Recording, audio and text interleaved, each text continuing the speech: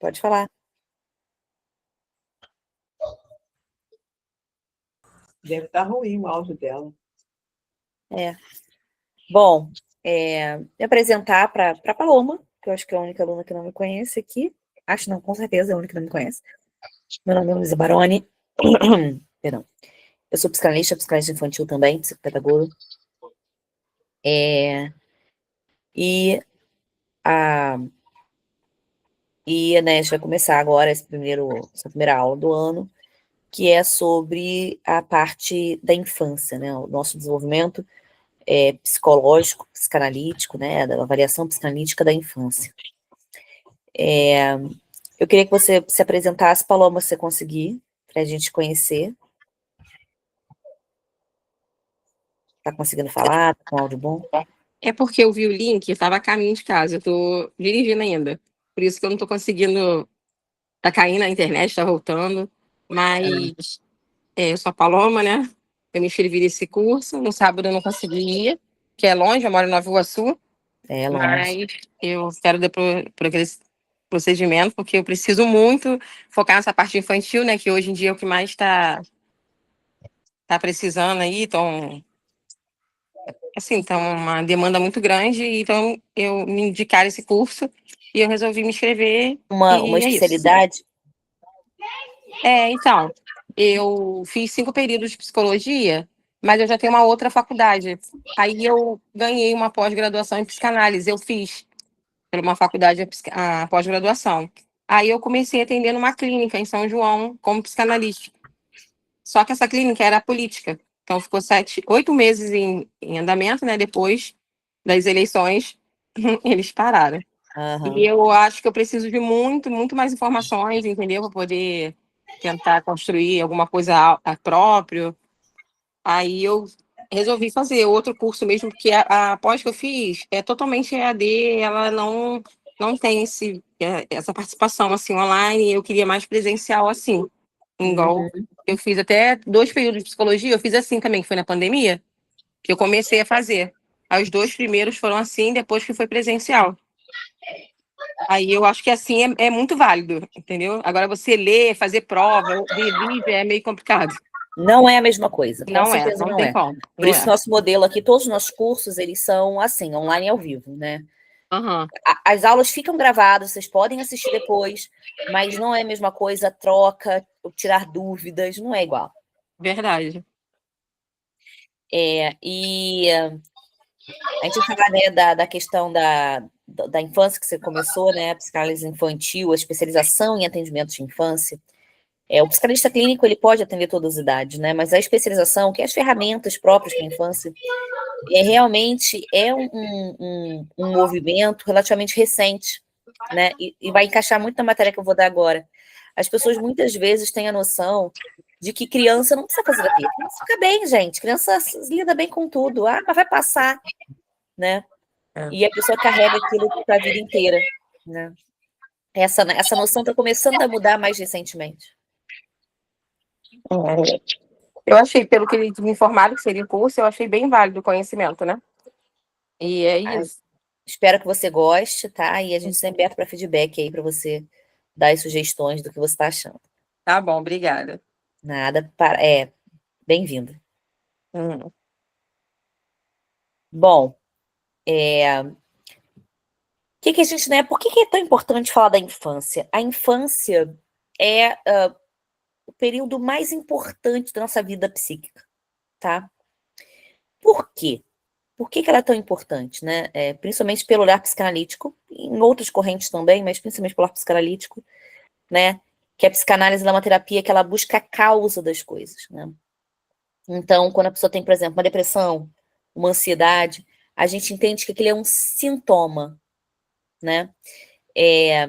Que tem algo que está provocando aquilo. O que é isso? A causa, né? Ou também, como a gente usa um termo mais técnico, a fonte da dor, né?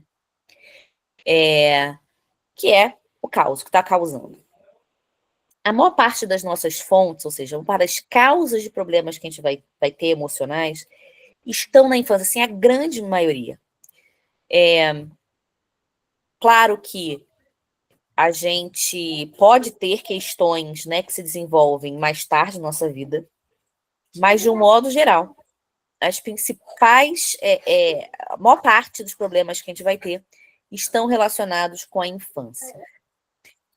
Principalmente com a primeira infância, tá? Que é até os 6 anos de idade. Quer dar oi, filho? Gente, eu tenho um co-professor aqui que sempre quer dar oi quando eu tô dando aula. Oi, tudo bem? Oi, Oi, boa noite. oi, boa noite. Eu só vim com esses meninos que estão na primeira infância aqui para avisar que a gente vai na pracinha. Então, se você descer e sentir lá, vem, Dudu, vamos pra pracinha. Vamos jogar bola e andar de bicicleta. Bom, home office, né, gente? Mas toda vez que eu tô dando aula, Paloma, você que não conhece, toda vez que eu tô dando aula, meu filho vai dar oi, tá? Porque ele adora dar oi para as pessoas. Fica tranquila. Em reunião de trabalho, ele vem dar oi. Tudo ele quer dar oi. Tá bom. Sempre tem a participação especial do Dudu aqui nas aulas. E aí, né, eu falo da primeira infância. A primeira infância que é até os 6 anos de idade, tá? Do nascimento aos 6 anos de idade. Ela é, de todas, a fase mais importante. De um modo geral, quanto mais jovem você é, maior a chance de que algum acontecimento naquela fase da sua vida provoque um dano emocional significativo. Mesmo que você só vá sentir, ou seja, só vai ter sintoma mais velho. Então, você fala assim, não, mas eu comecei a ficar ansioso depois que eu comecei a trabalhar nessa empresa. Ou seja, o sintoma apareceu depois que eu estava adulta, comecei a estar trabalhando, não sei o quê. Mas a fonte do problema, ou seja, o resgate emocional que está levando aquela ansiedade, está lá na infância. E foi indo, né? A gente vai lidando. O nosso cérebro, ele tem ferramentas, né, mecanismos muito eficazes. Né? Tanto que a grande maioria das nossas dores emocionais, a gente consegue lidar sozinha, né? Sem terapia, né? A gente consegue superar aquilo. Ele é muito bom em lidar com as coisas. Mas, né, tem aqueles 2%, 3% que a gente não consegue lidar. E apesar de ser a grande minoria das coisas, a gente consegue lidar com a maior parte das coisas, esses 2, 3% do que a gente não conseguiu lidar sozinho, eles podem gerar um dano tão significativo para nossa vida, nossos relacionamentos, nossa vida financeira, a nossa vida profissional, nosso eu, né, o lidar consigo mesmo, que acabam sendo muito importantes, né?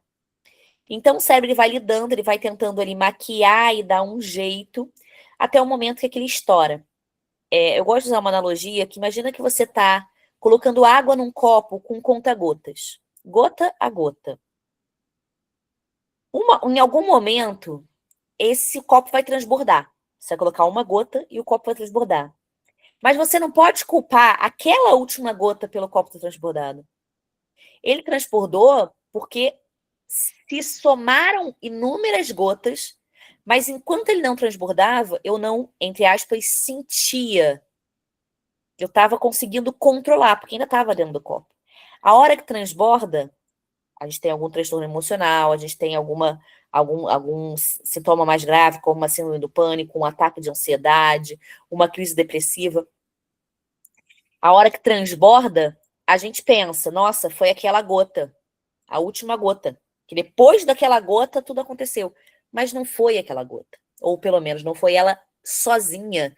Ela nem é a principal responsável. Existem vários momentos em que você foi enchendo aquele copo e talvez em alguns momentos você nem tenha usado conta-gota, talvez em alguns momentos você tenha usado um copinho menor, né? Encheu até mais rápido. E aquela gota, ela só fez transbordar. Então, muitas das nossas fontes, nossas dores, elas estão na nossa infância, né? E aí, por que principalmente na primeira infância? E por que quanto mais novo, maior a chance de um acontecimento. Quando eu falo acontecimento, pode ser uma mudança na sua vida, pode ser a perda de alguém que você ama, pode ser alguma percepção sobre si, né? Um entendimento sobre si, se achar burra, se achar feia, por exemplo, né? Pode ser algo que alguém lhe disse, tá? ao que você vivenciou. Quanto mais novo você é, mais chance daquilo de causar algum dano emocional de longo prazo. Por quê? Bom, existem vários fatores, mas a gente vai destacar 3 principais, tá bom? Quais são esses? O primeiro é a nossa capacidade cognitiva. Quando a gente é pequeno, somente na primeira infância, e obviamente, quanto mais velho, melhor essa capacidade cognitiva é. A partir dos 14 anos, a gente chega, né, ao auge cognitivo, pensando na neurociência mesmo, tá? Mas, né, a gente tem uma capacidade de entender diferente. Ou seja, a gente não entende as coisas da maneira como um adulto entende. Uma criança não entende as coisas como um adulto entende. Eu até dei um exemplo na aula que foi uma coisa recente que aconteceu com meu filho. Tem chovido muito, né? Janeiro e tal. Meu filho de 4 anos, que deu oi, ele tava chovendo, e aí a gente falou para ele, filho, não pode ir na chuva. Se for na chuva, você vai ficar doente. E aí, beleza, ele não foi. E aí, em algum momento, a gente ia sair de carro, né? E o nosso carro ficando na garagem, a garagem é aberta. E ele, mamãe, não pode, porque tá chovendo. Se a gente pegar chuva, vai ficar doente. Eu falei, filho, tudo bem, mas a gente vai rapidinho ali. Vai pegar só um pouquinho de chuva, vai ser rapidinho. Aí, beleza. Quando a gente voltou, meu marido falou assim, filho, vamos sair do carro. Ele, pai, tem que ser rápido, senão vai ficar doente. Olha como é que ele entende de forma simples, né? Ele entende, eu falei que se pegar chuva, ele ia ficar doente. Pegou chuva, ficou doente. É uma consequência direta. Eu falei, não, rapidinho, vamos rapidinho no carro, que é pertinho, que não vai ficar doente. Ah, então rápido não fica doente, só fica doente se for demorado. A construção cognitiva, da compreensão dele é muito simples. É claro que se eu viro para um adulto e falo assim, cara, vou rapidinho no carro, só tá chovendo pra caramba, vou rapidinho no carro, a pessoa entende, pô, vai pegar pouca chuva, vai ficar pouco tempo exposta. E óbvio que ela sabe que não é você vai ir na chuva, você vai ficar doente necessariamente, só que aumenta a probabilidade e tal. A criança não entende dessa forma. Então, as coisas, né, como ela processa a informação de uma forma muito mais simples, uma coisa atinge ela, uma informação atinge ela de uma forma muito mais significativa. Então, se você diz para uma criança que ela é burra, ela não vai fazer todo o processamento de, ela tá com raiva de mim, por isso ela está me chamando de burro. O objetivo dela é me ofender e não necessariamente falar sobre a minha capacidade intelectual. Não, eu sou burra. No mínimo, essa pessoa acha que eu sou burra. Então, acontecimentos como uma discussão, por exemplo, principalmente quando essa figura tem autoridade, né? Um adulto falando, alguém que ela respeita, uma mãe, um pai, diz algo assim para ela, aquilo tem uma chance de afetar ela muito maior do que um adulto. Então, se hoje eu, com 36 anos, alguém vem para mim e fala assim, você é burra. Eu sei que a pessoa está querendo fazer isso porque ela está querendo me ofender. E ela está tentando usar um argumento para me ofender. Então, ela sabe se eu sou inteligente, se eu não sou, que ela está preocupada com isso. Ou que eu esteja preocupada com ela achar que eu sou burra ou sou inteligente. Mas, uma criança pequena, isso pode afetar profundamente a criança. Porque você está dizendo, porque, pelo menos, no mínimo, você realmente acha aquilo. Quando não, de fato, é uma verdade. Então, às vezes, pequenas coisas, né? Como, por exemplo, a criança... Eu tenho uma creche também, né? Acho que só a Paloma não sabe. E a gente está na fase de adaptação, né? Está no período de adaptação das crianças agora em fevereiro. Semana que vem a gente começa já com horário integral, mas as crianças que entram, né, vão entrando no meio, também sempre fazem adaptação. Por quê? E todo caso da creche faz, né? Por quê? Porque antigamente, quando eu fui para a creche, não tinha essa coisa de adaptação. Década de 90, não tinha adaptação. O que fazia? A mãe te deixava lá com a professora, você se distraía, a mãe picava a mula, tu olhava pro lado, caindo tua mãe, chorava, desesperava, esgoelava. Por quê? O que a criança entende? A minha mãe foi embora. Então ela pode ir embora. Talvez ela não volte. Talvez ela tenha me abandonado aqui, me largado aqui. Obviamente que um adulto nunca pensaria isso. Mas um adolescente não pensaria isso. Mas a criança pode pensar. Normalmente ela pensa, principalmente quando ela é neném, ela não entende ainda a linguagem. Que a mãe vai explicar para ela que ela vai voltar. Pode falar, Márcia.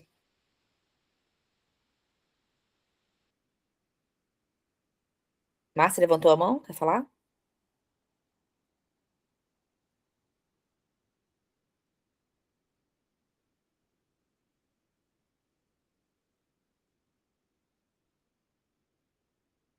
Bom. Ah, Desculpa, gente, foi sem querer que eu tô tentando passar pro Bluetooth ele pra botar na caixa. tá bom. Então, afeta muito mais a criança, né? É muito mais direto por causa dessa capacidade cognitiva, né? O filtro cognitivo dela não tá tão bem apurado. Então, as coisas são muito papum, são muito preto no branco, né? São muito reais, né? Então, não tem as nuances que a gente entende quando é mais velho. Então, esse é o principal motivo, é um dos 3 dos principais motivos, né? Eles não têm uma ordem de hierarquia, tá? São os 3 principais motivos. O segundo, né, o segundo motivo tem a ver com com o nosso inconsciente, com a nossa linguagem inconsciente. A gente vai ter uma disciplina que a gente vai falar basicamente uma disciplina sobre a linguagem do inconsciente, tá? Eu não vou entrar aqui em todos os detalhes, eu vou entrar nessa aqui que é relevante para essa aula, mas a gente vai explorar isso muito mais no futuro. O que acontece? A gente tem uma maneira de lidar com as coisas no nosso consciente. E uma das maneiras como a gente comunica no consciente é através da fala, né? Então, quando eu estou falando com vocês, eu estou aqui dando uma aula. Eu estou num ato consciente de pensar no assunto que eu tenho que ensinar, né? Estruturar ele na minha cabeça mentalmente, transformar isso em palavras e falar essas palavras. Claro, gente, isso é milésimos de segundo, né? Ainda mais eu que dou aula há muito tempo, sai de forma natural, mas eu estou num processo cognitivo, eu estou pensando o tempo todo, né? Vamos dar um exemplo que eu acho que talvez mais gente se identifique. Quando você começa a dirigir, você começa a aprender a dirigir, você senta no carro e você lembra de colocar o cinto, ajustar não sei o que, o retrovisor, e liga, e passa a primeira, e embreagem. Você fica o tempo todo pensando em cada coisa que você está fazendo. Você dirige há 10 anos, você nem pensa. Mas você está pensando. Você não percebe que está pensando, mas você está pensando. Né? Tanto que muitas vezes, quando a pessoa troca de carro, ela se embola. Que ela vai no automático e fala, opa, peraí. Porque é um processo cognitivo. É um processo consciente. O nosso inconsciente, ele tem outras formas de se comunicar. Ele não usa linguagem. Não, pelo menos não a linguagem verbal. Tá? Ele usa outras linguagens. Por exemplo, os sonhos, né? Uma linguagem. As emoções, né? Sensações. E a organização do espaço-tempo, ela é uma organização cognitiva consciente. Ou seja, quando a gente fala que uma coisa aconteceu há muito tempo atrás, ou que aquilo vai ter consequências no futuro, ou que fulano mora muito longe, então nossa, Nova Iguaçu é muito longe. Essa noção de espaço e de tempo, ela é uma forma do nosso cérebro organizar informações, né? Tanto que criança pequena, meu filho faz isso.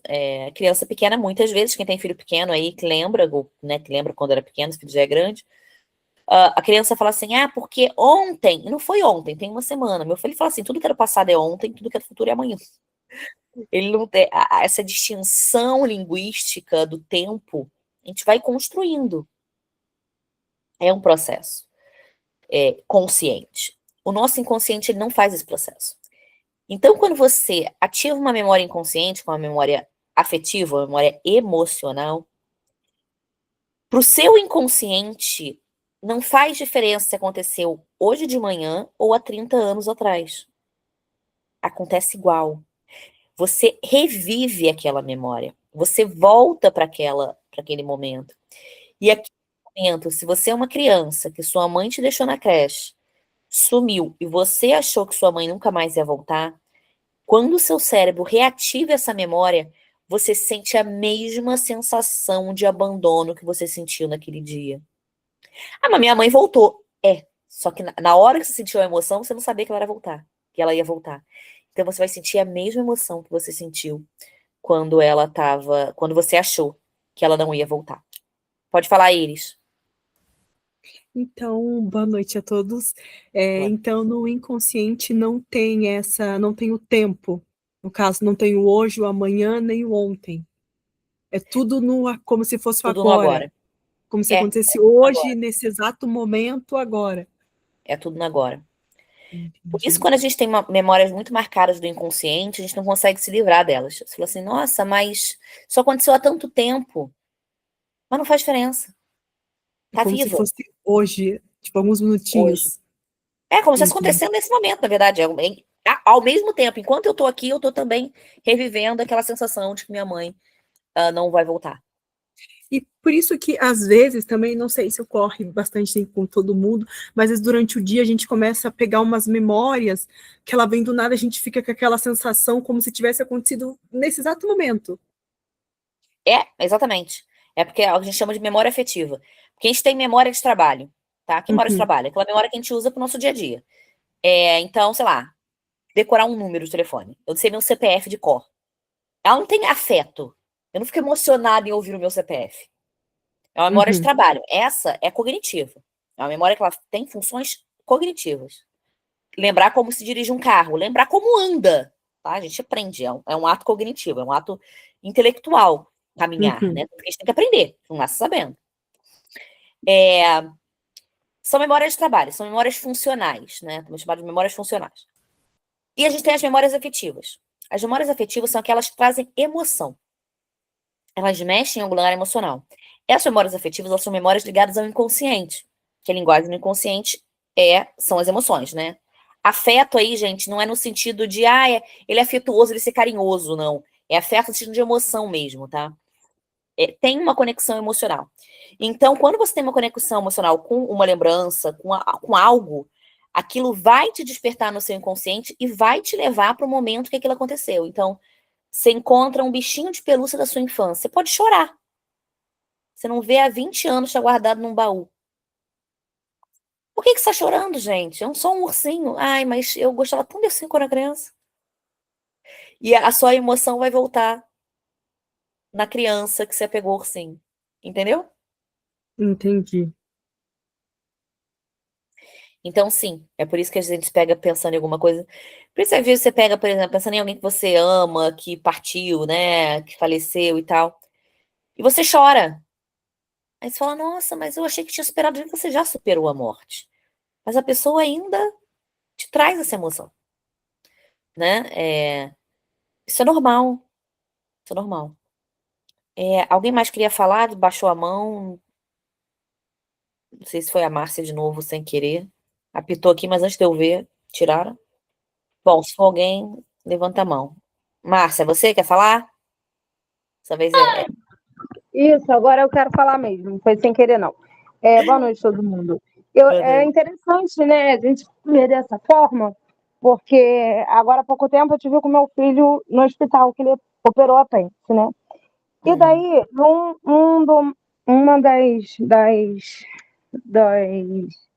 uma foi tentar pegar venoso, acesso venoso.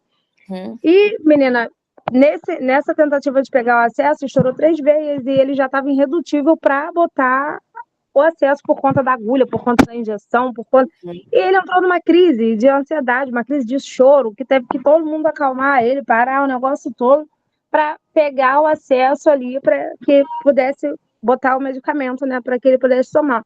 Mas ele entrou numa crise tão forte que depois os enfermeiros perguntaram a ele, tem alguma coisa? Faz algum acompanhamento? De que outra forma a gente pode ajudar? E é muito interessante, porque você liga, né, uma coisa com outra. Parece que a pessoa volta no mesmo estado. Até eu achei aquilo muito demais, né? Foi uma coisa descompensante. E para mim foi muito demais daquilo que poderia ter sido. foi uma super reação, né? Isso.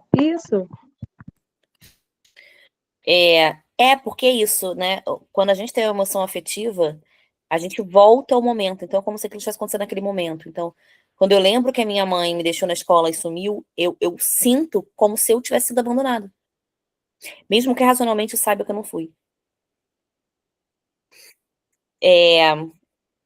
Então, esse é o segundo motivo pelo qual as memórias da infância, né, os acontecimentos da infância trazem, né, muitas, né, são fontes de muitas dores que a gente vai, às vezes, só ter sintoma na vida adulta. Então, eu entendo a coisa de uma forma mais direta. Quando eu era criança, eu sentia, né,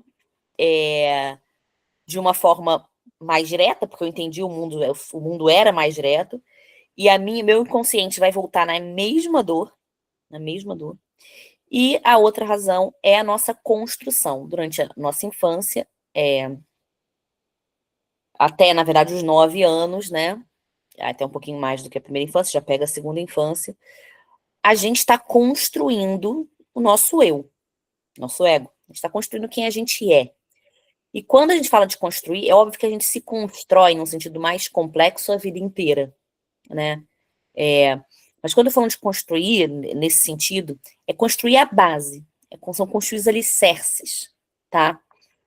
Então a gente constrói ali nos primeiros anos de vida, né, até os 2 anos de vida, a gente constrói a nossa topografia, né, que é o inconsciente, o consciente e o pré-consciente. A gente constrói a nossa estrutura e de ego, superego. Tudo isso é construído durante a infância. A partir ali dos 9 anos, mais ou menos, a gente entra na fase genital, que é a última fase do desenvolvimento psicossexual, tá? A gente vai ver mais pra frente, nesse módulo, essas fases todas e o que elas implicam. A gente já tem essa estrutura, ela começa a ficar mais consolidada, digamos assim. Isso também tem a ver com a nossa capacidade de aprender e de desenvolver, não só a ver com o nosso inconsciente, mas com o nosso cérebro físico mesmo, né? Esse período, isso existe, que a gente chama de neuroplasticidade, né? A neuroplasticidade é a capacidade do nosso cérebro de se moldar. Isso eu tô falando no sentido físico, tá? Que o nosso inconsciente, ele não é físico, né? Ele é uma estrutura psicológica, mas eu tô falando do cérebro físico, que obviamente é ligado à nossa estrutura psicológica. O nosso cérebro, se a gente for tentar fazer uma analogia, claro que não é perfeita, mas é por aí, o nosso cérebro é como se fosse uma massinha de modelar, tá? Conforme você vai modelando ele, conforme você vai amassando e você vai desenvolvendo novas habilidades. Na verdade, conforme você aprende alguma coisa, isso de fato, né, não é uma metáfora, conforme você aprende alguma coisa, o seu cérebro ele vai gerar uma estrutura física nele. Nosso cérebro é todo enrugadinho, né? Essas ranhurinhas, essas ruguinhas, elas são sinais de que alguma coisa foi desenvolvida. Isso não é só coisa que a gente aprende no sentido acadêmico, tá, gente? Aprendi a ler, escrever, ou aprendi a andar. Aprender no sentido, por exemplo, quando eu nasci e eu vi a luz, né, vi luz pela primeira vez, eu aprendi algo, quer dizer, aquilo ficou registrado no meu cérebro. Então, quando o neném nasce, o cérebro dele é lisinho. E ao longo da nossa vida, ele vai se amassando, né? Esse amassado é sinal de aprendizagem. E aí, mas ele é lisinho, mas ele também é como se ele fosse mais mole. Na verdade, ele é mais... Ele tem mais facilidade de criar esses movimentos, nessas ondulações. A vida inteira a gente pode criar isso, tá? Mas o nosso cérebro, como todo o nosso corpo, ele vai ficando mais velho. E o nosso cérebro ele tem uma capacidade muito interessante, uma estrutura muito interessante, biologicamente falando, que ele é um dos órgãos que envelhece mais cedo, né? Organicamente falando, né? Na verdade, de todos, o que envelhece mais cedo de todos, precocemente, é o nosso ovário, tá? Por isso que a gente entra na menopausa por volta dos 50 anos. Ele perde função praticamente total em 50 anos, gente. Qual órgão nosso perde função praticamente total em 50 anos? Quase nenhum, né? Não sou saudável nenhum, inclusive. Só o óvulo. Mas o cérebro é um dos que perde a capacidade mais cedo. E é claro, eu tô falando aqui, gente, de perder a capacidade de forma natural, né? É óbvio que se você usa droga, isso vai piorar. É óbvio que se você tem problema cardíaco, o coração pode ter um problema antes do cérebro, tá? Eu tô falando de forma natural. Sem levar em consideração questões externas, tá? Alimentação, saúde de um modo geral e tal. O nosso cérebro é um dos primeiros a envelhecer. Tanto que e perder função, né? Envelhecer biologicamente significa perder função ou ter um déficit na sua função. Sua função vai decaindo. Tanto que é muito comum você conhecer uma pessoa que é velhinha, que ela tá bem fisicamente, mas ela já tá com uma dificuldade de lembrar de algumas coisas. Não precisa estar com uma demência grave, mas ela já começa a esquecer o nome das pessoas. Dificuldade de aprender coisas novas, tá? E a gente tem, né, claro, os olhos, eles envelhecem cedo, né? O ouvido também, né? Esses órgãos mais externos são mais expostos, eles também tendem a ter um envelhecimento mais precoce. Mas o nosso cérebro, ele também tem essa questão. Ou seja, estou explicando isso tudo para dizer que quanto mais velho a gente é, principalmente após os 9 anos de idade, né, dos 10 para frente, a gente tem mais dificuldade de aprender. Fisicamente, na estrutura cerebral, mas também psiquicamente. E quando a gente se constrói enquanto indivíduo, egoicamente, a gente está aprendendo sobre nós, né? E construindo, né? Trazendo o que a gente sabe, o que os outros sabem sobre nós, sim. O que os outros falam sobre nós, pensam sobre nós, a maneira como os outros lidam com a gente, constrói quem a gente é. Não tem como isso, né? Nós somos seres sociais, isso é uma parte muito importante da nossa construção, que é o nosso superego, né? A gente vai trazendo isso e vai moldando. Conforme vai ficando mais velho, isso vai se perdendo, né? Quer dizer, a gente ainda consegue modificar, mas é mais difícil. De um modo geral, quando você é criança, toda a sua estrutura que você vai levar para a vida inteira é formada até os 9 anos de idade. E aí, como, né, usando uma outra metáfora, como se a gente estivesse construindo uma casa. A gente pode colocar tijolinho e fazer a obra a vida inteira na nossa casa. Essa casa pode ser uma mansão. Mas o alicerce, a base dela, a gente construiu na infância. Se você tem uma boa base, você consegue construir um prédio. Se você tem uma base frágil, né, que a gente pode chamar aqui tecnicamente, né, vamos usar o termo técnico, ego frágil, né, ou construção egóica frágil, a gente tem uma casa que você começa a fazer andar, ela não aguenta, ela cede, ela desmorona. Então, não importa a qualidade do material que você colocar em cima da estrutura da casa, se ela não tiver uma boa sede. Então, muitas vezes é isso. Você tem uma sede mal construída, e aí você vai crescendo, você vai construindo aos pouquinhos. O tijolinho tá aguentando. Tem uma hora que você quer construir um andar, a casa cede. O problema não tá naquele andar que você construiu, está na estrutura. E essa estrutura é feita na infância, criada, construída na infância. Tá? E aí, só abrir um parênteses aqui, muita gente usa o termo ego fraco como aquela pessoa que se ofende à toa, né? Ou que não pode falar na sua pessoa, que a pessoa fica com raiva e tal. Isso é um sintoma de um ego frágil, tecnicamente falando, né? A pessoa que a gente só se ofende com aquilo que a gente ou pensa ou não tem certeza sobre nós, né? E aí, se uma pessoa se ofende por ser chamada, como eu dei exemplo, de feia, é porque ou ela se acha feia ou porque ela não tem certeza se ela é bonita. Por isso que ofende. Se ela tem certeza que ela é bonita, se ela se acha bonita, ela não vai se ofender quando chamando ela de feia. Mas, né, eu já falei isso várias vezes aqui, eu vou repetir provavelmente várias vezes, mas é um ponto que a gente sempre tem que lembrar, né? As pessoas só podem te falar duas coisas, ou uma verdade ou uma mentira. Se for verdade, não tem por que se ofender. É verdade, talvez seja um ponto de melhoria, mas é verdade. E se for mentira, não tem por que se ofender, porque é mentira. Então, tá errado. A pessoa tá errada, então não tem por que se ofender. Quando que a gente se ofende? Como a gente não sabe, ou quando a gente acha que é a verdade e a gente não quer admitir pra gente mesmo. Aquela verdade nos dói. Ou é uma verdade que nos dói, ou é uma verdade ou mentira que a gente não tem certeza. É isso que gera dor. É isso que gera ofensa, gera o mal-estar que a gente tem. quando alguém fala alguma coisa que a gente não gosta ou acusa a gente de algo que a gente não gosta.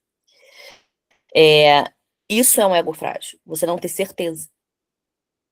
Você não saber, você não assumir, né? Saber não, mas é isso. Não, isso é verdade porque é isso. Não, isso é mentira porque é isso. Ou você está lidando com falsas verdades, né? Falso eu, né? Ou falso ego.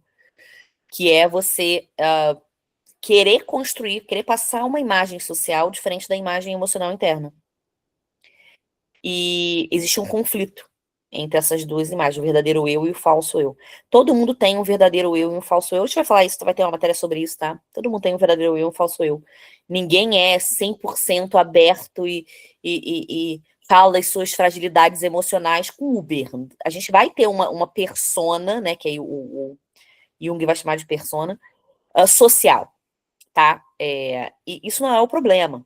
A questão é quando essa pessoa social ela é muito diferente da pessoa interna. Né? Vamos lá colocar pessoa pessoal, já que eu falei de pessoa social. Esses termos não existem. É falso eu e... Ou eu e a persona, né? Que é no Jung. Você vai ter ali, quando você tem um conflito muito grande entre quem eu realmente sou, ou pelo menos quem realmente acredito que eu sou, e como eu quero me mostrar, isso gera um conflito. Uma coisa eu não vou ficar falando de coisas que não tem nada a ver. Mas não é uma coisa assim, absurda e tal. Né? Ou então, né, eu lido bem com o fato de não tô indo contra o que eu acredito, ou o que eu sinto, né? Esse conflito gera muita dor emocional. E também tem a ver com a construção do eu, que foi na infância. Tanto o falso eu quanto o verdadeiro eu, a gente constrói na infância. Né? A gente constrói principalmente ali até a adolescência, né? Hoje em dia a adolescência foi estendida, né? Antigamente até 18, hoje está indo até 21, e alguns especialistas já falam 24. A gente vai falar mais para frente também, vai ter matéria sobre isso. Mas a falsa... O falso eu, né? A falsa percepção de mim, ou a percepção errônea de mim, eu nem sei quem é. Não é que eu tenho um eu verdadeiro que não combina com o meu eu externo. É que eu nem sei quem é esse meu eu verdadeiro. Isso gera muita dor emocional. Né? Isso é que vai pegando aquele conta-gota e vai jogando gota uma atrás da outra naquele copo que vai transbordar. Isso é construído na infância. O eu, né? Ele é construído de um modo geral até a adolescência, mas sim, ele a base dele está na infância, mesmo na adolescência, a base ainda é a infância. Então, por esses 3 motivos, capacidade cognitiva, característica do inconsciente da memória voltar ao momento em que aconteceu. E a base de formação de toda a nossa estrutura psicológica, né, a infância ela acaba sendo o momento mais delicado da nossa vida emocional. Não só emocional, tá? Nossa vida toda. A gente tá falando emocional porque é aula de psicanálise. Mas se você pensar, tipo, na parte física, uma criança que demora a falar, ela pode ter lá na frente dificuldade de aprender a ler. Mas agora ela já fala. Sim, mas ela atrasou o desenvolvimento da linguagem. Então ela demorou muito a ler. Uma criança que demora a engatinhar, ela pode ter lá na frente problemas de dificuldade motora, de coordenação motora. Mesmo que agora na idade ela esteja fazendo tudo que as crianças fazem, tipo, andando e tal. Por quê? Porque teve um atraso. O nosso cérebro ele tem uma correlação entre nosso desenvolvimento motor, físico, intelectual e emocional, psicológico, né? Então, o estudo é bastante significativo, né? Eu tenho uma matéria só sobre isso na pós-neurociência. Se vocês fizerem, inclusive, vocês podem fazer como extensão, tá? É quarta-feira à noite. Vocês podem fazer como extensão, que não é uma matéria da psicanálise, mas acaba casando muito, né? Quando a gente fala dos outros aspectos do desenvolvimento, né? Que estão juntos com o emocional, com o psicológico, né? Que é o físico e o cognitivo. O motor está dentro do físico. Então, beleza. a gente tem essas 3 características que fazem com que a nossa infância seja um momento de fragilidade emocional. Para o bem e para o mal, tá? É na infância também que a gente aprende, desenvolve muitas habilidades positivas que a gente vai levar.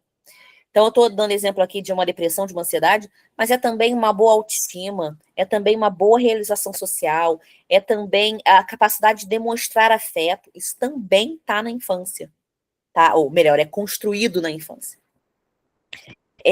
Então, a psicanálise, quando a gente fala de psicanálise, a gente tem que falar de infância. Mesmo que a gente não esteja falando de psicanálise infantil. Porque o adulto que a gente é hoje foi uma criança um dia.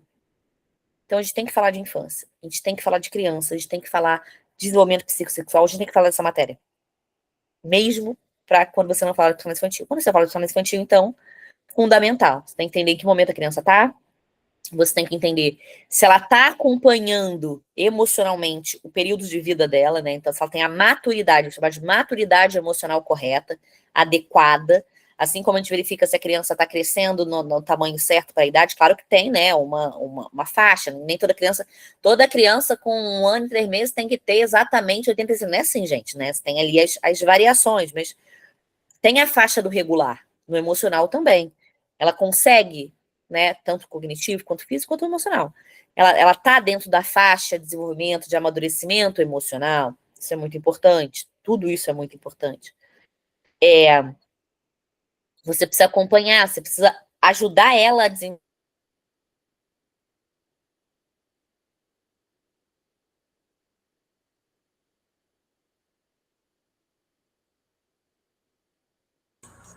Travou, Luiz.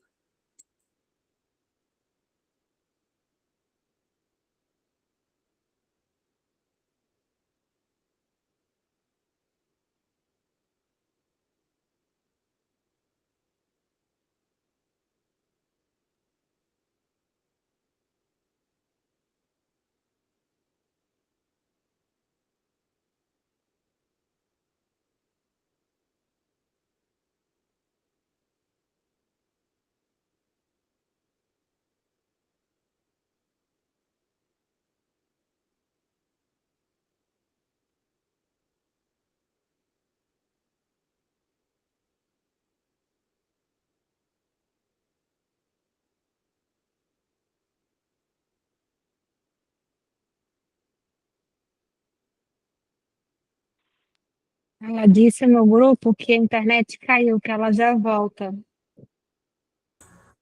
Ah, tá.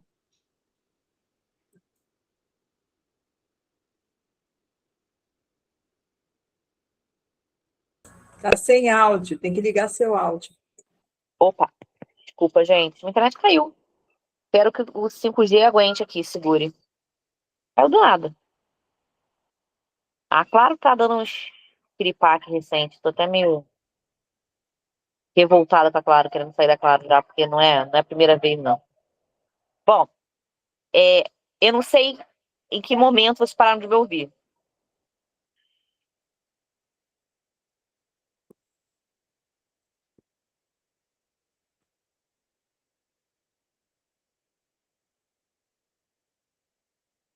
Hein? Alguém pode dizer o que foi a última coisa que eu falei, que eu tava falando?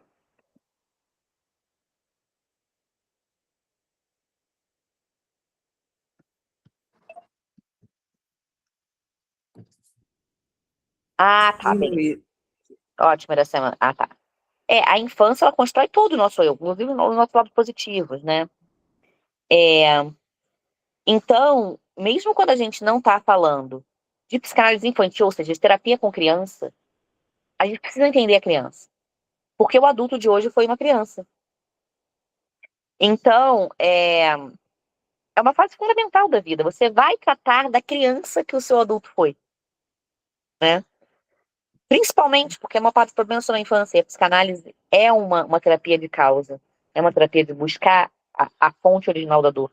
Como quase sempre está na infância, você quase sempre vai trabalhar a criança que o seu cliente adulto foi. Claro, quando eu falo de psicanálise infantil, é ainda mais importante. Por quê? Porque a gente tem que entender qual é o momento emocional da criança, ela está acompanhando a faixa de idade, ela tem maturidade emocional adequada para a idade dela. ajudar ela a resgatar, né, a trabalhar essa fase, caso ela esteja imatura emocionalmente, ajuda a passar por momentos difíceis, mas principalmente, né, acima de tudo, na psicanálise infantil é uma terapia preventiva. Quando a gente trata a criança, quando a gente cuida da criança, impede, né, que certas coisas fiquem no eu dela, né, se reconstruam no ego dela, a gente corrige naquela parte mais fácil, né, que o nosso cérebro ainda está molinho. Não é mole porque fisicamente não é exatamente mole a sensação, só para entender, ele vai estar macio, digamos assim. A gente consegue evitar tantos problemas nesse adulto. A gente consegue fazer com que esse adulto, esse adolescente que ele vai se tornar, esse adulto, ele vive uma vida com tão mais qualidade. A terapia em criança é você salvar um adulto, né? É claro que existem coisas que podem acontecer quando a gente é mais velha, alguns traumas e tal, que podem afetar, mas se você tem aquela base bem construída, aquilo vai te afetar menos do que afetaria se tivesse uma base mal construída. Então, a terapia em criança é maravilhoso, né? No mundo ideal, toda criança faria terapia, né? Até ali, pelo menos, a fase da adolescência, né? Ali da fase, né, pré-escolar, ali, dos 4 anos até a adolescência. Se todo mundo fizesse terapia dos mais ou menos 4 até uns 14 anos, ninguém ia precisar fazer terapia como adulto. Estaria praticamente ninguém, não. Ia ter, claro, sempre tem, mas assim, 99% das pessoas não ia precisar fazer terapia como adulto. Que teriam base, estrutura emocional para lidar com as diversidades que aparecessem na vida adulta. Né? Porque tem uma base sólida, bem construída. Então, a psicanálise infantil é muito bonita. Por isso que eu gosto tanto da psicanálise infantil. Eu acho ela muito significativa. Embora, a grande maioria das vezes, né, como a gente na prática sabe, os pais não levam o filho para que ele se estruture emocionalmente. Leva porque ele está com um problema pontual na escola, porque ele está isso, porque aconteceu, os pais estão se separando. Aí você começa a trabalhar aquilo, a criança sente melhor, eles estão em terapia, não tem um acompanhamento, né? É melhor do que não ter feito, óbvio. Mas essa consciência de que a criança está se estruturando emocionalmente e tal, é uma coisa que os pais normalmente não querem ou não querem arcar, acham que é menor, né, que vai passar. Adultos fazem isso, né? Ainda imagina com criança, né, que geralmente nem sabe exatamente expressar ali com clareza para os pais as suas questões emocionais ali. Gente, alguma dúvida até aí? Tudo tranquilo?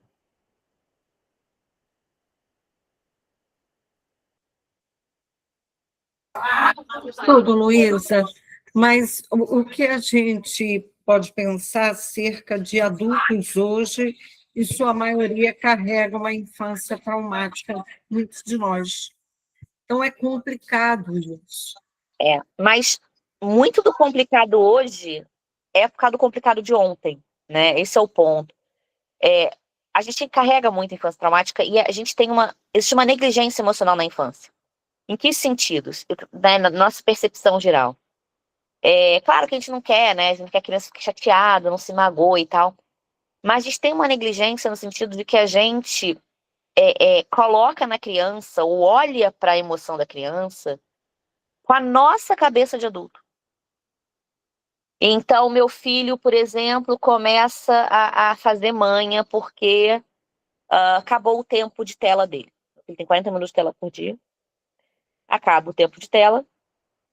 Às vezes ele tá de boa. Agora, como a gente tá acostumado, né? É mais fácil. Mas tem dia que não. Ontem mesmo foi um escândalo. Eu quero ver o tablet, eu quero... Ele gosta de ver desenho no tablet. Eu quero ver tablet, mamãe, eu quero ver tablet. E aí começou... Foi o quê? Quase 1 hora de choradeira e gritaria. E qual é a nossa percepção geral? A nossa percepção geral é palhaçada. Já viu o tablet, sabe que a regra é 40 minutos e tá de frescura. Mas não é. Para ele, aquela dor é real. Ele está sofrendo real, né? Para a gente seria uma bobagem, mas para ele, naquele momento, na estrutura emocional cognitiva dele, aquilo é uma dor real. Ele está realmente triste. E a gente tende a negligenciar porque é palhaçada, né? Então, né, a forma de acolher, de entender que deixa ele, né? Eu não vou brigar com ele. Ele tem um motivo, ele pode ficar triste. Ele tem direito de ficar triste. Se ele não fizer nada errado, ele pode ficar triste. Aí ele ficou um tempão chorando. Quer comer? Não. Ficou no chão, chorando, fazendo. Deixa ele. Aí depois começou a brincar. Chegava perto. Não quero você. Tava chateado com a gente. Não forçou, não brigou, não zoou. Ai, que palhaçada. Ele tem o direito de estar com raiva. Ele tem o direito de estar magoado. Então, a gente tende a negligenciar, né, o estado emocional. Primeiro, por causa disso, porque a gente olha a nossa visão da criança e não se vê como uma criança. Segunda coisa, vai passar. Ah, isso passa. É a pior coisa que a gente pode atribuir, não só uma criança, tá, adolescente, qualquer um, é que isso passa. Pode ser que passe, pode ser que não. Você não tem bola de cristal pra saber. E é a maneira de você diminuir a dor do outro dizendo que vai passar. Né? Então, a gente tende a não valorizar ou não entender. Então, assim, meu filho sofreu um bullying na escola. Mas ele é novinho, vai passar. Como se não tivesse significado profundo porque ele é novo. Ao contrário, a gente acabou de ver que é o contrário. Quanto mais novo, mais profundo é esse significado.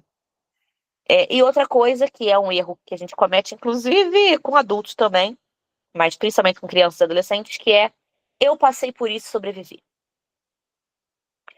Mas quando eu era pequena, era até pior. E eu tô aqui hoje, mas ninguém tá dizendo que ele vai morrer. Tá dizendo que isso não é bom. Foi bom pra você? Não. Por que você acha que vai ser bom pro seu filho? Né? Então, assim, mas a minha mãe não ligava pra ir em apresentação da escola. Minha mãe nunca foi na apresentação da escola. Só porque eu não posso ir, eu já vou em várias, só porque eu não posso ir nessa, ele vai ficar chateado, vai sobreviver. Não importa quando a apresentação sua mãe não foi. Você gostou quando sua mãe não ia na apresentação? Não. Por que você acha que, ok, às vezes não dá pra ir. Mas não trata como se fosse menor, só porque você passou por isso. Né? A gente tem essa desvalorização. E aí tem questões muito pontuais da infância mesmo, né? Famílias estruturadas, estruturas sociais negativas, né? Pais que não sabem ou não querem demonstrar afeto. Normalmente não sabem.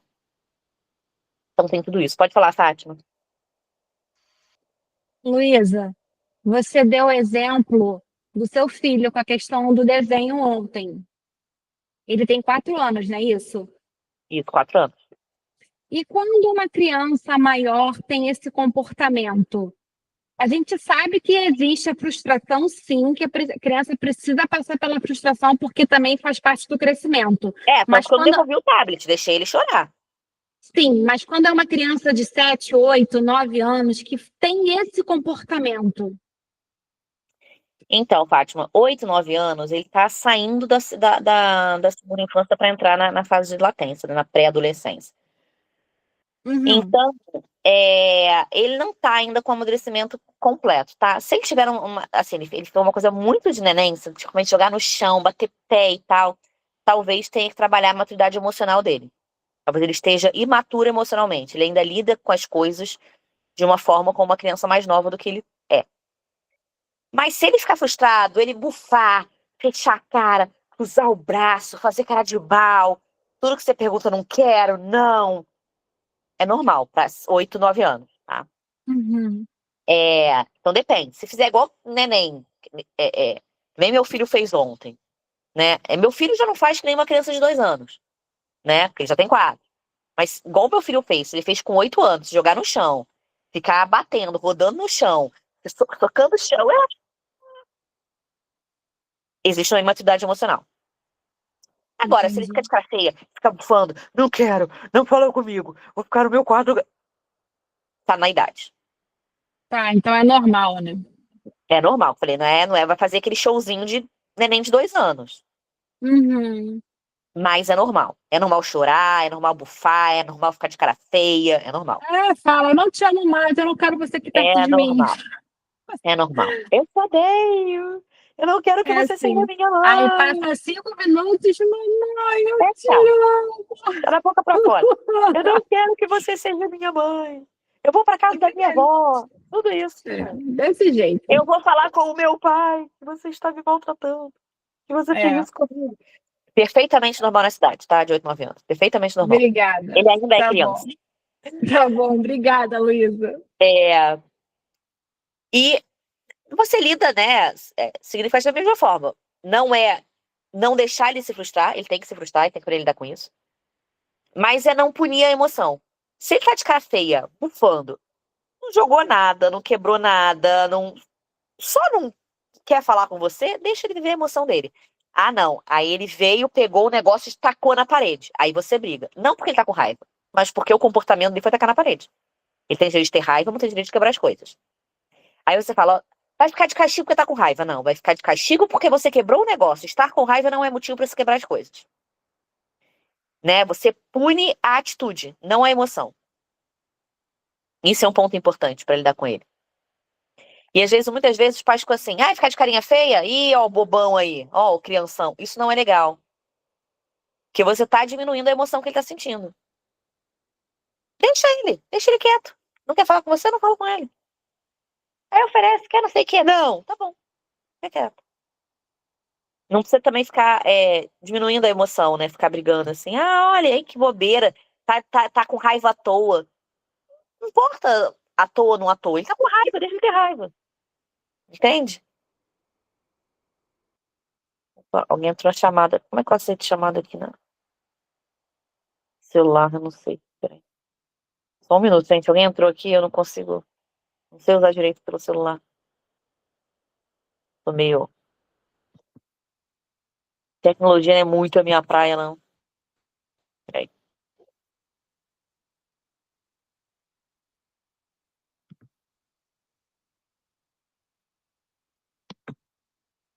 Vocês sabem, gente, como é que aceita?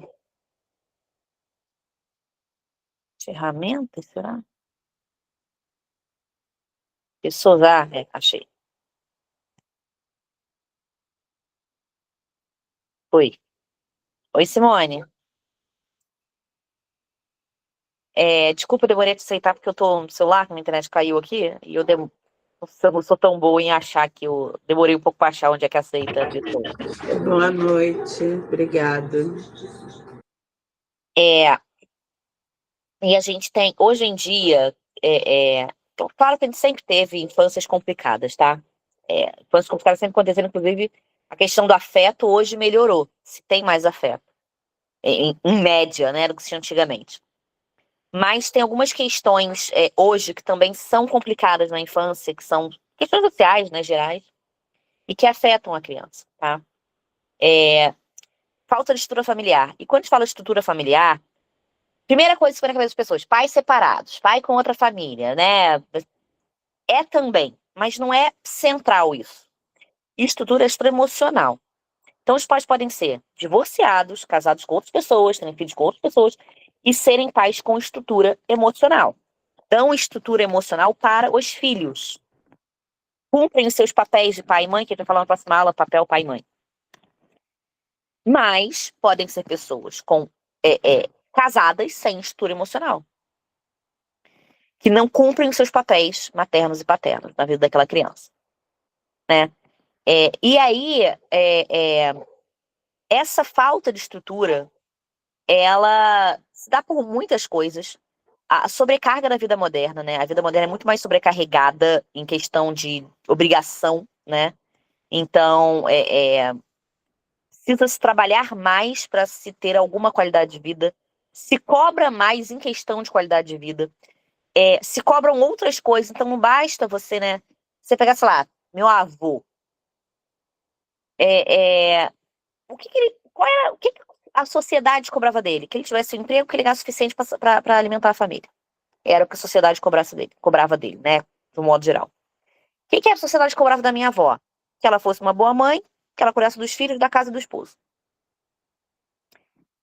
O que se cobra hoje de um homem? Que ele trabalhe, que ele ganhe o suficiente para sustentar a família, que ele ganhe o suficiente para dar uma ostentadinha, porque tem que ter um bom carro, que ele tem que ele não seja gordo, então ele tem que fazer academia, fazer uma boa dieta, porque ele vai ser um homem acabado. E se ele estiver ficando calvo, ele tem que fazer implante, porque não pode ser calvo. Ele também tem que estar disposto, né, para a sociedade, para as pessoas.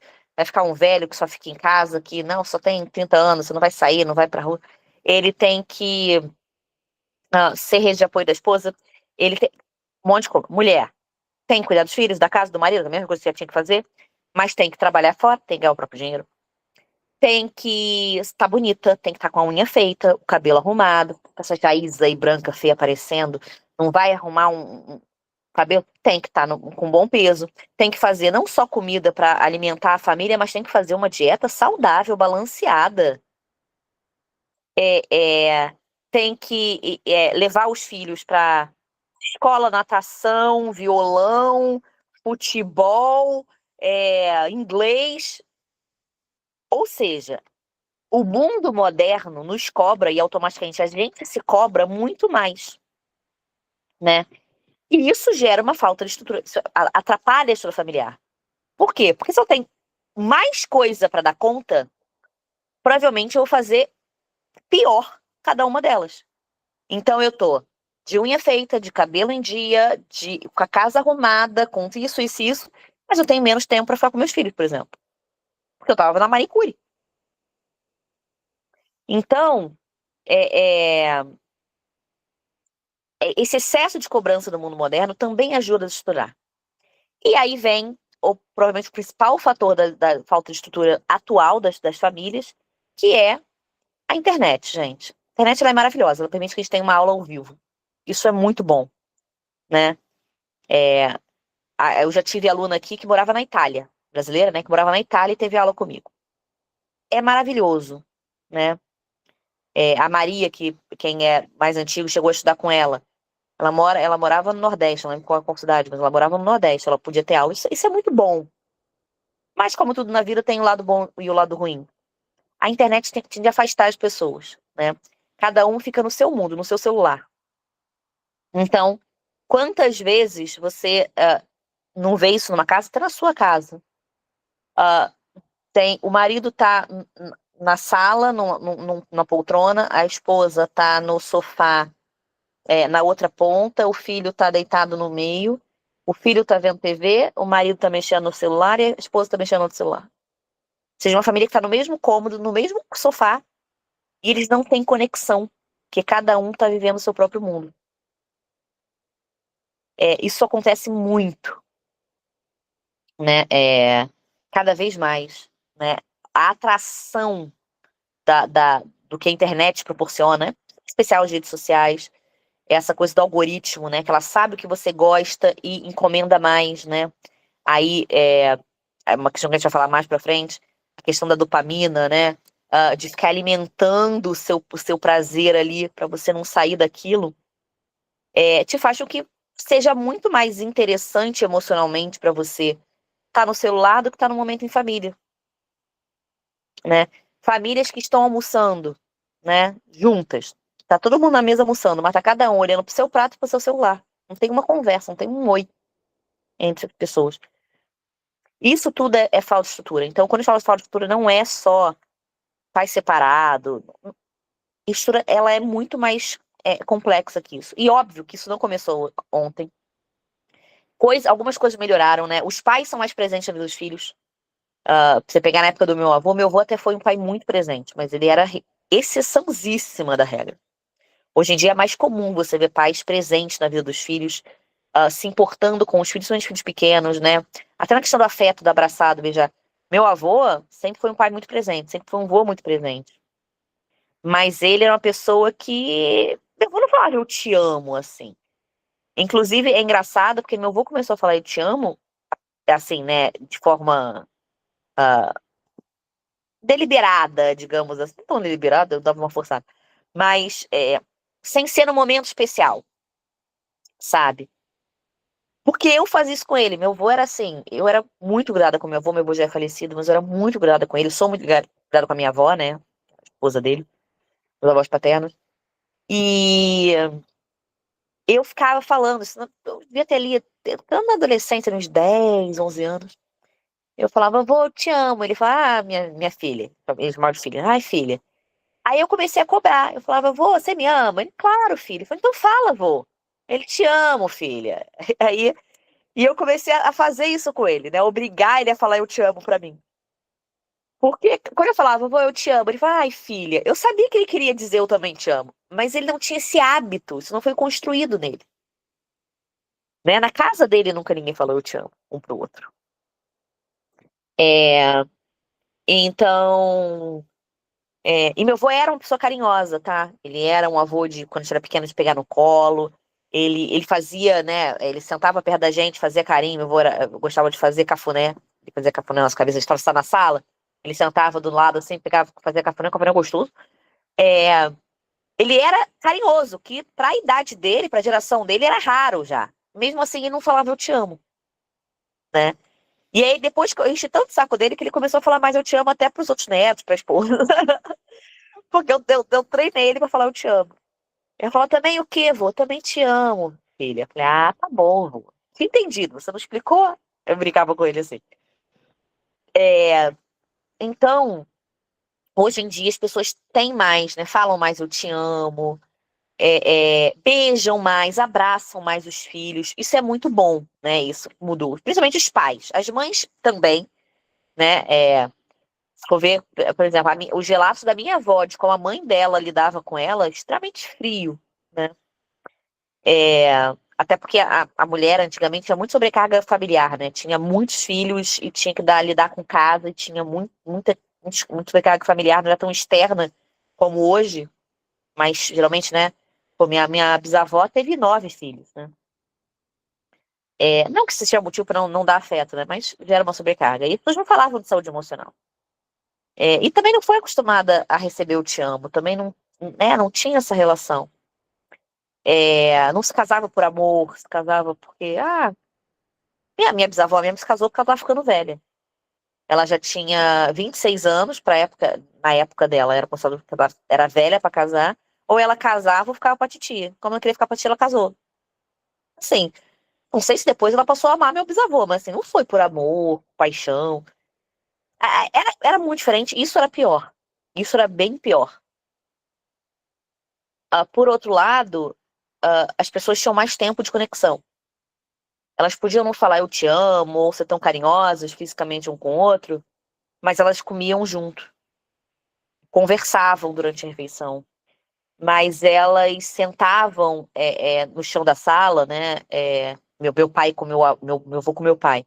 Sentava na sala e via um programa na TV juntos, só tinha uma TV. Todo mundo via o mesmo programa. Isso meu pai já era adulto, né? Já era adolescente. E aí, no intervalo, eles conversavam sobre o que eles estavam vendo. Então, era muito mais... Elas tinham mais tempo de conexão, porque não estavam tão distraídos com a tecnologia. Ou seja, prós e contras, tá? Não tem mais e menos. Eu quis trazer as questões modernas. Porque os clientes que a gente vai pegar cada vez mais vão vir de uma situação mais moderna, mas obviamente que a gente vai pegar uma pessoa com 60, 70, 80 anos que veio dessa outra estrutura, né? E pode não ter tido uma infância saudável também. E outros percalços que acontecem, né? Existem pais abusivos, existem pais dependentes químicos, existem pais que não criam os filhos, né? Jogam de um para o outro, né? Infelizmente, acontece muito. Eu já peguei muitos clientes assim, que morou 1 ano com uma tia, e morou 2 anos com uma avó, aí foi morar 1 ano com uma outra tia, aí foi morar com uma vizinha de não sei quem, aí nunca teve uma estrutura de um lar, né? Ficou de ping-pong. Né? Isso acontece com muita gente também.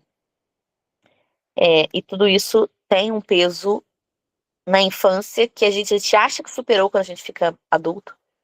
Mas aí começa a aparecer sintomática. E a gente fala, gente, por que que eu tô tão ansiosa? Por que eu tô tão estressada? Por que que eu tô me sentindo tão mal, tão triste? E tá vendo lá atrás aquilo que você achou que superou. Ok até aí?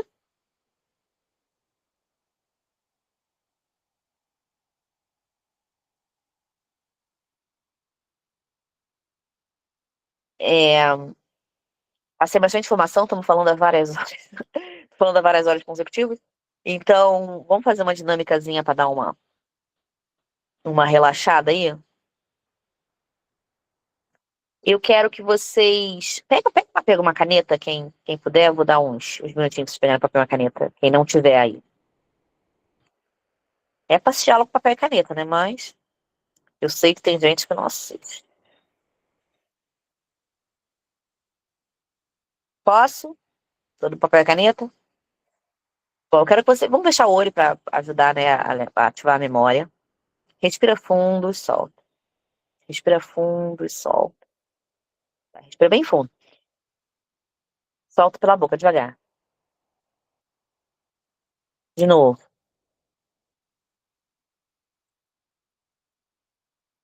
Relaxa, relaxar, ajuda a ativar a memória, né? Deixa o cérebro mais fácil de acessar informações. Eu quero que vocês pensem na infância de vocês. Qual que é o momento da infância? Primeiro que vier na cabeça de vocês. Pensa nessa infância. Que idade você tinha? O que você gostava de fazer nessa época?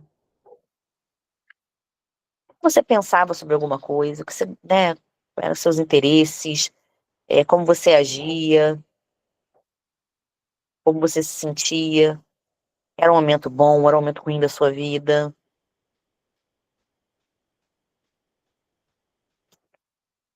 Agora, eu vou falar para você escrever, né? Vou dar o que que você tem que escrever. Eu quero que você escreva a primeira coisa que vier na sua cabeça. Quando a primeira resposta vier na sua cabeça, mesmo que não faça sentido. Primeira, pensando nessa criança que vocês estão pensando. Imagina bem ela. Como se vestia, como era, o que gostava, como falava. Eu quero que vocês escrevam um cheiro.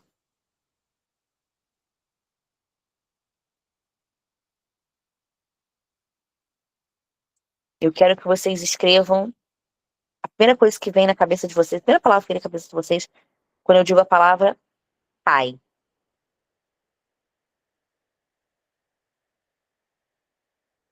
E eu quero que vocês escrevam a primeira coisa que vem na cabeça de vocês quando eu preciso a palavra mãe. Eu quero que vocês descrevam a primeira imagem que vem na cabeça de vocês quando eu pedir para vocês pensarem numa imagem. Tira uma foto do momento. Descreve. Dá tempo de vocês escreverem e já volto. Já volto a falar com vocês. Vou dar um tempinho.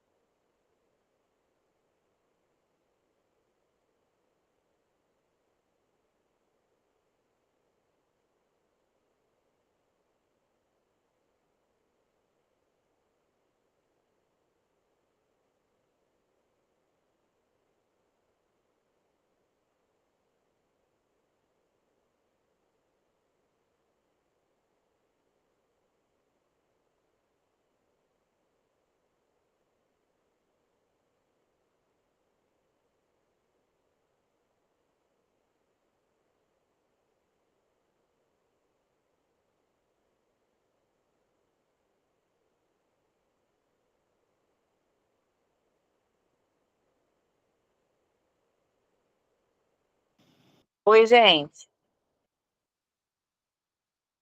Todo mundo escreveu? Beleza. Alguém quer se voluntariar para ler aí para gente, para a turma?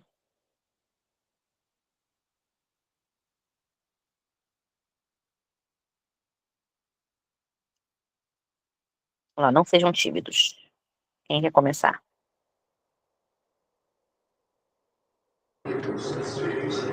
Oi. Oi, Simone. Pode falar, qual foi o seu? A primeira palavra que você falou sobre roupa, né? Cheiro. Hã? Cheiro. Ah, Cheiro. não. É. Então, eu me lembro da roupa, era uns vestidinhos simplesinho, né? E o cheiro, eu me lembro de quando minha mãe fazia macarrão enroladinho. E quando ela chegava em casa do trabalho, ela tinha um cheiro diferente, né? Chega, era geladinho quando eu abraçava ela. E do meu pai, ele era bom. Minha mãe era dedicada, né? E eu gostava muito do passeio que eu ia fazer no parque, que meu pai me levava sempre. Sempre ele me levava no parque. E da minha mãe, eu me lembro a minha mãe me vestindo como, não sei mais o nome daquilo, se era odalisca, não sei, no carnaval, né? Levando ali no Lido, em Copacabana. Né? Essas são as referências que eu tenho. Quem mais quer falar?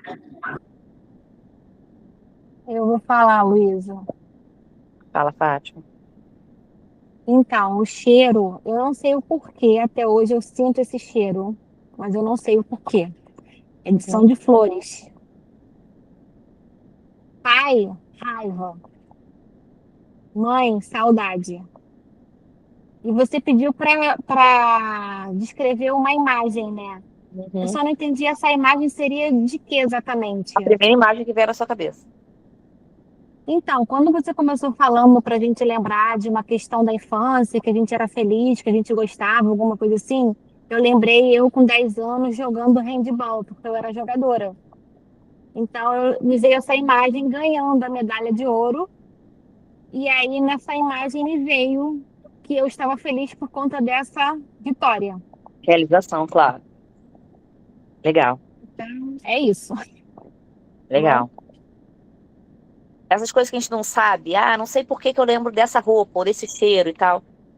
O cheiro tem muito significado, tá? Principalmente na infância, por isso que eu pedi um cheiro, porque a gente tende a exercer menos emocionalmente o sentido olfativo quando a gente é mais velho, mas na infância a gente usa muito. Por isso as coisas têm cheiro de infância, cheiro nostálgico, aquele bolo que eu fazia, que tem cheiro. Os cheiros, eles mexem muito com a infância, emocionalmente, né? Um lugar emocional. Quem mais quer falar? Eu, Luísa. Fala, pode falar. Luísa, é assim, a única lembrança boa que eu tenho na minha infância é que eu brincava muito de casinha. A gente foi criada assim, praticamente sozinha, porque minha mãe trabalhava o dia todo. Então, eu chegava em casa, era meia-noite, 1 hora, por aí assim, já estava dormindo. A gente vivia muito em casa, só era tudo criança, mas eu não tenho outra imagem. Não precisa ser boa necessariamente, era a primeira que viesse na sua cabeça. Foi de casinha. Eu gostava muito de brincar de casinha e de boneca. É só isso. Você colocou de cheiro? Você lembrou de algum? Não lembro de cheiro nenhum. Veio alguma palavra na sua cabeça com pai? Não, inclusive eu fui criada sem pai, né? Minha mãe trabalhava e ficava só a gente em casa. Eu não tenho lembrança do meu E pai. mãe? Veio alguma palavra na cabeça? Também não. Porque assim, não necessariamente a ver com a pessoa, não precisa ser a palavra que descreve, né? Tipo, a Fátima falou raiva. Você pode ter raiva porque ou então ausência. Não necessariamente precisa, mas só se vem na cabeça, tá? Não tô pedindo pra você escrever isso, falando assim. Não necessariamente precisa ser pra descrever a pessoa, como a Fátima, como a Simone, por exemplo, fez. É a primeira que vier na cabeça. Foi a primeira que veio, foi essa, eu brincando de casinha. Foi a Legal. primeira, porque foi uma fase que eu mais gostei da minha vida. Agora, de mãe, não lembro, porque ela trabalhava o dia todo. Pai também não tive. E só ficava eu e meus irmãos em casa, somente. Ok. Tá bom? Quem mais? Tá ótimo.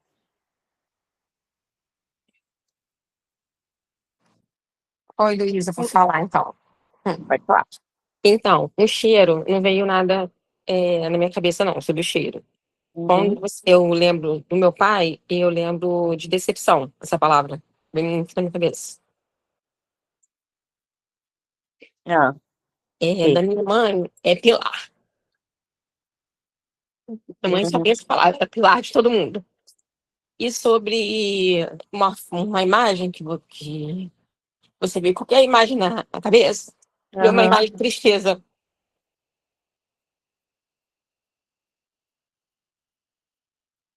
Acho que é isso.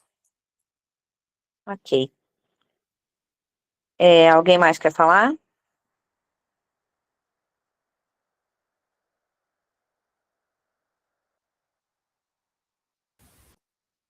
Eu vou falar o meu, Luísa. O meu, depois que eu entendi que você tinha perguntado de Pode falar. cheiro, né? Porque a ligação estava pausando.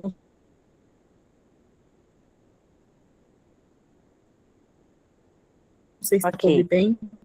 Mas fala o que você escreveu. Mais ou menos, mas dá para entender. Tá dando umas travadas, mas tá dando para entender. É,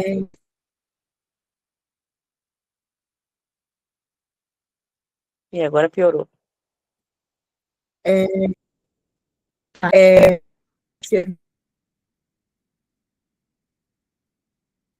Não tô conseguindo entender. Agora tá picotando muito, Iris. Quer escrever?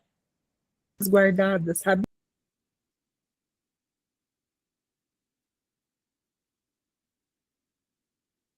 Começou bem, depois começou a picotar. Iracema, quer falar?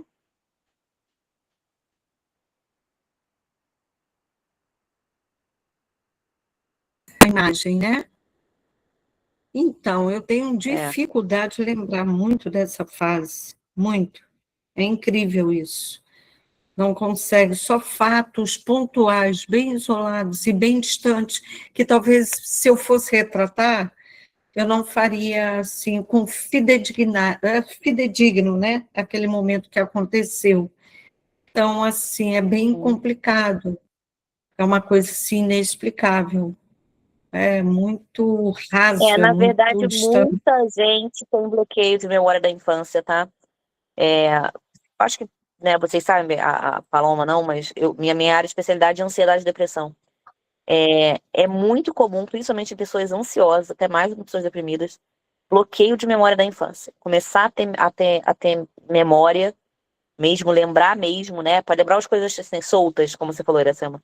Mas lembrar ali na adolescência, né? A partir dos 14 anos e tal, que passa toda aquela fase que eu falei que é complicada da infância e tal, depois que ele começa a lembrar. Isso é até bastante comum. Pode continuar, Iracema. Lembra mais alguma coisa? Palavra para mãe, palavra para pai, Então, não veio. porque, assim, é bem difícil eu buscar isso, entendeu? Eu não entendo o porquê. Por exemplo, minha irmã, ela lembra de detalhes, eu não consigo, é uma coisa incrível. É bem forte isso, Luiz, muito forte. Você bloqueou. Porque a não ser que você tenha tido algum É, tipo de lesão no cérebro, bateu a cabeça e tal, você não é porque ter esquecido. Né? Principalmente a partir dos 5 anos, aí tem a ver com a nossa capacidade cognitiva mesmo, de entender, né, interpretar o mundo, a nossa memória começa a ter uma solidez maior. Então, suas primeiras memórias mais vívidas vão ser a partir dos 5 anos. Se a sua primeira memória, a memória vívida que você tem, começa ali, principalmente depois dos 7, já indica um bloqueio. então provavelmente eu tenho esse bloqueio por N motivos, talvez uma época muito difícil, falta talvez essa questão de não ter tido pais tão atuais, tão para o momento, né? Porque a luta naquele passado é muito difícil, eles não tinham tempo para isso, né? Para uma educação que eu digo assim, muito próxima, muito perto, era um sentimento, acho que um pouco distante, né? Então, antigamente Geralmente, também não se valorizava, não se entendia muito a importância disso. isso, exatamente. Então, é por isso, talvez, a minha dificuldade de trazer memórias que, a não ser uma coisa ou outra, mas já adolescente, né? Quando é brincadeira de rua, eu me relacionava muito com meninos, era bem moleca, né? Gostava muito disso, mas a fase, talvez para trás aí dessa idade, eu não consigo. Eu tenho muito bloqueio, É um muito. bloqueio, né? Que foi o que eu falei no início, né? O nosso cérebro ele tem muitos mecanismos para tentar nos proteger da dor, né? Nem sempre eles são funcionais no longo prazo, né? Tem uma hora que você não aguenta mais, né? O copo transborda. Mas esses bloqueios de memória geralmente são para proteger da dor, né? E é muito, como eu falei, é muito comum. Eu pego muitos pacientes que realmente têm bloqueios de memória, não conseguem lembrar de nada antes da adolescência. E é angustiante, né, para você que não tem uma resposta, né, uma definição, né? Mas é uma coisa interessante até, puxando o gancho, a pessoa, né, vem com bloqueio de memória, começa a fazer terapia na pessoa, com a outra pessoa, e aí, conforme a pessoa vai, né, trabalhando o emocional, ela começa a lembrar. Lembra, e sonha, e lembra, e lembra. E aí, a pessoa que tinha aquela agonia de não lembrar, ela começa a ficar agoniada por estar lembrando. Porque aquela lembrança vem com dor. E assim, ela começou a fazer terapia, então é como se o cérebro dela falasse assim, agora você está preparada para lembrar. Agora você consegue lembrar. Eu vou te liberar essa. Entendeu? E aí é quando as memórias vêm. E geralmente elas vêm com aquela dor que você estava omitindo. Mas quando você lembra, depois de muito tempo esquecido, como funciona no processo terapêutico e tal, normalmente é porque o seu cérebro entendeu que agora você dá conta. Aí eu falo pra pessoa, falei, cara, eu sei que dói, mas é positivo, tá? Seu cérebro tá entendendo que agora você dá conta. Ele não precisa mais esconder isso de você. Então, essas memórias, elas voltam. Quando seu cérebro sente, né, que você consegue lidar com elas. É uma longa caminhada de volta, né? Um Vamos processo assim dizer. terapêutico, claro, É aquela porcentagem que a gente não consegue resolver sozinho. É por aí. Eu acho que eu tô dentro aí desse negócio aí, Ou não, todo desse mundo tem trem. alguma coisa que não consegue resolver sozinho. Isso aí é aquela máxima de todo mundo precisa de terapia, justamente porque todo mundo tem alguma coisa que não conseguiu resolver sozinho. Isso aí é fato. Oi, Iris, voltou? Quer tentar? Oi, a minha internet tinha caído, dá para ouvir bem agora? Agora melhorou bastante. Ah, beleza, então. Então, o primeiro, né, foi cheiro, que eu tinha falado que eu sinto, me vem o cheiro de coisas guardadas, sabe? No fundo do armário, essas coisas. E aí você perguntou sobre a palavra pai, dor e ressentimento. Mãe, eu veio duas palavras também, minha mãe e minha avó. E aí você falou sobre uma imagem. Eu não sei o porquê, mas veio uma imagem de mim, que, né, que tipo, na rua aqui na casa do meu avô tem tipo uma rua sem saída, e eu costumava passear com a minha priminha no carrinho de bebê, e veio essa imagem para mim. Tipo, eu dando a volta, assim, passeando com ela. Na terapia, quando a gente pega esses aspectos, a gente sempre tenta linkar, porque algum link seu cérebro fez entre as coisas, né? Você pode não saber explicar inicialmente, como a Fátima não sabia o cheiro de rosas, de flores, mas certamente tem algum link. Isso foi um exercício, a gente até faz isso com pacientes, tá? Mas sempre foi um exercício básico, claro, né? Mas é legal a gente tentar fazer essa autoanálise, né? Essa autoverificação, tentar entender por que eu lembro disso, por que eu sinto isso, por que eu não lembro daquilo, né? Isso ajuda a gente a se melhorar, né? A se descobrir, a se conhecer.